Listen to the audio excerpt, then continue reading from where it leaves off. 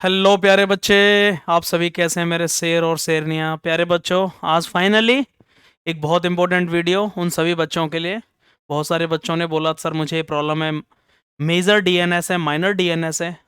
Air force के phase 2 शुरू हो गए हैं, नेवी में भी ये पॉइंट मिलता है, आर्मी में भी मिलता है, एसएससी जीडी सबको लेकर के ये बहुत बड़ा इश्यू है। DNS, deviated nasal septum. प्यारे बच्चों, क्या है फाइनली डीएनएस? क्या इसका सटीक इलाज है? सबसे पहले तो मैं आपको बता दूं, यदि आप किसी भी तरह की समस्या है, आपको आपको नहीं पता है हमारे अंदर कौन कौन से पॉइंट्स हैं, तो आप SDA pre medical centre, India का number 1 pre medical centre, SDA pre medical centre आके अपना कंप्लीट बॉडी चेकअप करा सकते हो, जिसके प्राइस और कॉस्ट बहुत कम है।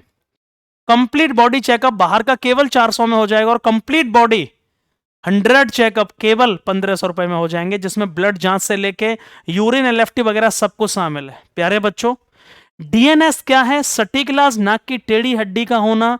क्या लक्षण होते हैं, कारण क्या है, उपचार क्या होता है इसका, मैं इसके बारे में एक ब्रीफ वीडियो बनाना चाहता हूं। मेरे पास 3 से 4 मैसेजेस बच्चों के थे कम से कम कि सर डीएनएस एक्चुअली समझ में नहीं आ रहा है, कितने पर मिलेगा। तो मैं सबसे पहले शुरुआत करता हूं, ये डिटेल्ड वीडियो होने वाला है प्यारे बच्चों, बहुत सिंपल तरीके से मैं बता रहा हूं। सबसे पहली बात तो यह है कि डेविएटेड नेसल सेप्टम, नेसल मतलब नाक होता है, सेप्टम माने पार्टीशन, जो हमारी नाक की हड्डी है इसको नेसल सेप्टम कहा जाता है। डेविएटेड का मतलब होता है टेढ़ापन होना, चाहे तो डीएनएस राइट हो सकता है या डीएनएस लेफ्ट हो सकता है। इस पॉइंट को डीएनएस के नाम से लिखा जाता है। 10 में से 8 लोगों की जनरली नाक की हड्डी टेढ़ी होती है, according to a American research. American जो स्टडी हुई, रिसर्च हुई, जनरली 10 में से थोड़ा बहुत टेढ़ापन 8 लोगों के पाया गया। ये बहुत बड़ी समस्या नहीं है, लेकिन मेडिकल में इसको थोड़ा सा बड़ी समस्या माना गया और इसलिए मेडिकल पॉइंट दे दिया जाता है। जनरली 10 में से 8 लोगों के माइनर डेविएशन हो सकता है, होता नहीं है, हो सकता है। इसका मतलब आप समझ रहे हैं, ये हमारी नेसल सेप्टम है, ये नेसल सेप्टम है, ये नेसल कैविटीज हैं। या तो ये इधर डेविएट हो सकती है या ये इधर डेविएट हो सकती है, इसी को डेविएटेड सेप्टम कहा जाएगा, ठीक है ना?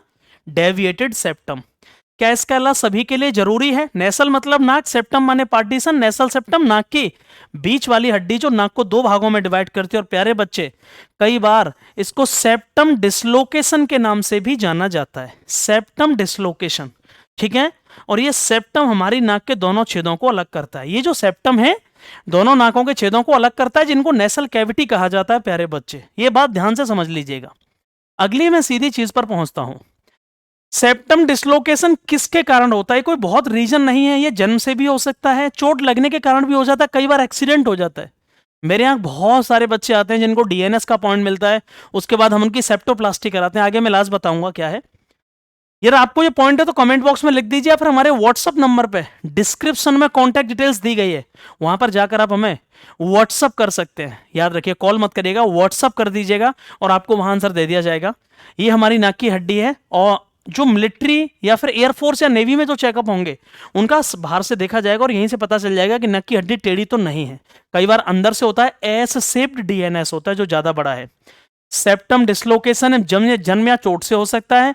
हड्डी का मामूली टेढ़ापन कोई तकलीफ तो नहीं देगा, लेकिन मेडिकल में यह माना जाता है कि यदि ये बढ़ता गया तो बड़ी समस्या हो जाएगी। सिर में हेडक होना, जुकाम होना लंबे समय तक, सांस लेने में तकलीफ होना, रात को अचानक से नींद ना आना, जग जाना, सांस लेने में दिक्कत होना, ये गंभीर स्थिति को दर्शाता है, समझ लीजिएगा, ठीक है? जो एस शेप्ड डीएनएस होता है, डीएनएस में भी मेजर माइनर होते हैं। एस शेप्ड का मतलब बहुत ज्यादा, दोनों छेदों में दिक्कत होती है और इससे मरीज को मुंह से सांस लेने में भी कई बार बार प्यास लगती है, दिक्कत होती है, रात को अचानक से जग जाता है। ये मेजर डीएनएस के लक्षण है, समझ लीजिए। खर्राटे आना, सोते समय सांस की आवाज आना, जल्दी जल्दी जुकाम होना, कई लोगों को लगातार जुकाम रहता है, नाक से बार बार खून आना, सूंघने की शक्ति कम होना, नाक का बाहर से टेढ़ा दिखना या होना, ये सब डीएनएस के लक्षण है। ये मेजर लक्षण है डीएनएस के, ये सारी चीजें जो चेक की जाएंगी, ठीक है ना? सबसे बड़ी बात क्या है, सेप्टोप्लास्टिक क्या इलाज है इसका? मैं बहुत सिंपल तरीके से बता रहा हूं, जिसको सेप्टोप्लास्टी बोलते हैं। सेप्टो का मतलब ही होता है नाक की हड्डी, प्यारे बच्चे, प्लास्टिक का मतलब हो गया ऑपरेशन। एक ही इलाज है इसका, यदि आपको सेप्टम डिसलोकेशन है या डीएनएस है तो प्यारे बच्चे बहुत सिंपल तरीका है, आपको सेप्टोप्लास्टिक की जाएगी, ईएनटी सर्जन से मिलना है, एंडोस्कोपी करानी है। इसके लिए एक पीएनएस स्पाइन का एक्सरे होता है, जिनको भी ये पॉइंट है कहीं से भी आपको पता चला है, आप एक्सरे करा लीजिए, जिसका नाम होता है पीएनएस स्पाइन, डीएनएस नहीं, क्योंकि इस हड्डी को पीएनएस के नाम से स्पाइन बोला जाता है। और ये एक्सरे कराकर आपको वहां पे क्लियर आ जाएगा कि आपको मेजर डीएनएस है, माइनर है, एक्सरे में भी आ जाएगा और रिपोर्ट भी आ जाएगी कि आपके सेप्टम्स कैसे हैं, किधर डेविएटेड हैं। सेप्टोप्लास्टी तब करानी है जब आपको ये कंफर्म हो जाए, एक तरह से ऑपरेशन है, आपकी नाक की हड्डी को अंदर से बाहर से पता नहीं चलेगा, अंदर से सेट किया जाएगा, काटा जाएगा जितना एक्स्ट्रा होगा और आपका डीएनएस खत्म हो जाएगा, चाहे लेफ्ट में हो चाहे राइट में हो या किधर भी हो। उसके लिए एक एक्सरे कराना होता है जिसका नाम है पीएनएस स्पाइन। वो एक्सरे करा के भी आप मुझे भेज सकते हैं व्हाट्सएप पे, मैं आपको बता दूंगा डीएनएस है कि नहीं। सेप्टोप्लास्टी का मतलब ही है नाक की हड्डी का ऑपरेशन, टेढ़ी हड्डी का ऑपरेशन कराना। सेप्टो माने नाक, प्लास्टी माने सर्जरी या ऑपरेशन। ईएनटी वाले से बंदे से मिल सकते हैं, एंडोस्कोपी कराकर भी पता चल जाएगा। सेप्टोप्लास्टी सर्जरी का ऑपरेशन नाक के अंदर से ही किया जाता है और इससे नाक के बाहर कोई टांके या किसी तरह का निशान नहीं रहता। कुछ बच्चों को लगेगा सर नाक का ऑपरेशन कराएंगे तो बाहर से तो हमेशा टांके स्टिचेस आ जाएंगे, नहीं, अंदर से ही किया जाता है। अंदर से ही जो एक्स्ट्रा मास है, एक्स्ट्रा जो डिसलोकेटेड जो सेप्टम है, डेविएटेड जो सेप्टम है, उसको हटाया जाएगा बहुत अच्छे तरीके से ईएनटी सर्जन के द्वारा और उसके बाद आपका इलाज हो जाएगा और लगभग 10 दिन में आप कंप्लीटली क्योर हो जाएंगे। मरीज ऑपरेशन कराने के क्या 2 दिन बाद घर जा सकता है आसानी से। 1-2 दिन हॉस्पिटल रहना होता है, 1 हफ्ते के अंदर मरीज पूरी तरह से फिट होता है। 7 दिन में कंप्लीटली आप फिट हो जाओगे, कोई दिक्कत ही नहीं है। किसी को भी डीएनएस है किसी भी तरह का, चाहे एसएससी जीडी का एग्जाम हो चाहे एयरफोर्स का हो, अभी एयरफोर्स के मेडिकल आने वाले हैं। बहुत बच्चों ने मुझे बोला था कि सर डीएनएस के ऊपर एक वीडियो बना दीजिएगा, मैंने पहले भी डाला था। रेड कार्ड में कैसे लिखते हैं वो लोग, डीएनएस राइट। ये किसी बच्चे का एयरफोर्स का रेड कार्ड है, देख लीजिएगा, दिख रहा है, ये रेड कार्ड दिख रहा है, ये डीएनएस राइट लिखा है उन्होंने। ये सीवीएस रिव्यू होता है, अलग पॉइंट है बीपी का, और ये एक और अलग पॉइंट है ईसीजी एबनॉर्मलिटी का। DNS right, DNS left, deviated nasal septum, इस तरह से फोर्सेज में ये मेडिकल पॉइंट लिखा जाता है। जब भी कहीं से भी आपको पता चला कि आपको डीएनएस है तो सबसे पहले आप डायरेक्ट किसी से ऑपरेशन मत कराइए। बहुत लोग डायरेक्ट ऑपरेशन कहते हैं, लूट रहे हैं बहुत लोग। मैं कहना चाहूंगा सीधे आप पहले एक एक्सरे होगा और इस एक्सरे का नाम होगा पीएनएस स्पाइन।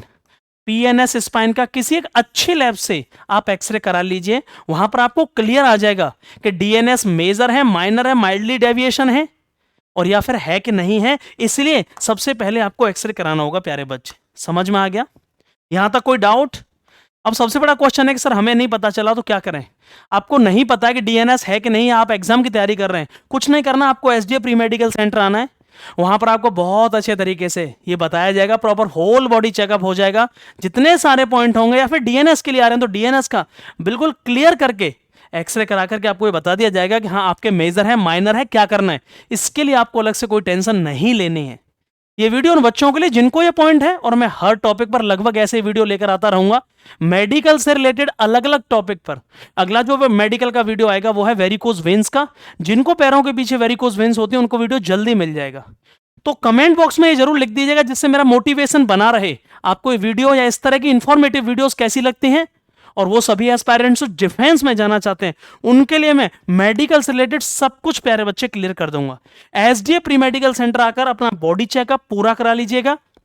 अभी 200 बच्चों का मेडिकल चेकअप हुआ जो एयरफोर्स के लिए फेज 2 के लिए पढ़ने आए थे, और बाकी के बाहर से भी बच्चे आए थे।